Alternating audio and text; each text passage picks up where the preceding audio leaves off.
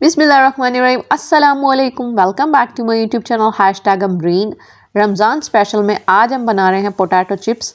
अगर आपके घर में भी आलू मौजूद हों तो आप इस रेसिपी को ट्राई कर सकते हैं। बहुत आसान और सादा रेसिपी है, लेकिन जायके में बहुत मज़ेदार बनते हैं।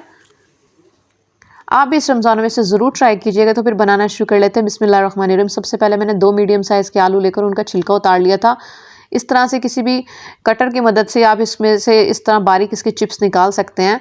आप हाथ की मदद से भी काट सकते हैं, लेकिन इससे इस तरह एक साइज़ के इसके चिप्स तैयार होंगे। इसके बाद मैंने बेसन लिया 1 कप, जिसको मैंने छान लिया था। नमक लिया मैंने 1 टीस्पून। लाल मिर्च लिए मैंने 1 टीस्पून और इसमें ज़ीरा शामिल करेंगे 1 टीस्पून। 2 चुटकी मैंने इसमें येलो फूड कलर शामिल किया। बहुत कम मसालों से रेसिपी बनती है, लेकिन जायके में बहुत मज़ेदार बनते हैं। अगर आपको भी कुछ समझ में ना आ रहा हो तो आप इस रेसिपी को बना सकते हैं इफ्तारी में। इसकी कंसिस्टेंसी कुछ इस तरह की होनी चाहिए, बैटर की बहुत ज़्यादा लिक्विड और ना ही बहुत ज़्यादा गाढ़ा होना चाहिए। इसको फ्राई करने के लिए एक पैन लेंगे, उसको शैलो फ्राई करेंगे, जैसे बहुत ज़्यादा ऑयल में फ्राई नहीं करना।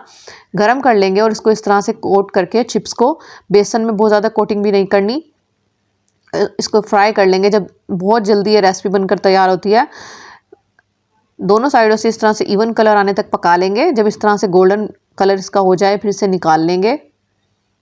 बहुत मज़ेदार बनते हैं चिप्स। आपने भी इस रेसिपी को ज़रूर ट्राई करना। आपके भी इसी तरह से फूले फूले ये पोटैटो चिप्स बनेंगे अगर आपने हमारी रेसिपी को फॉलो किया।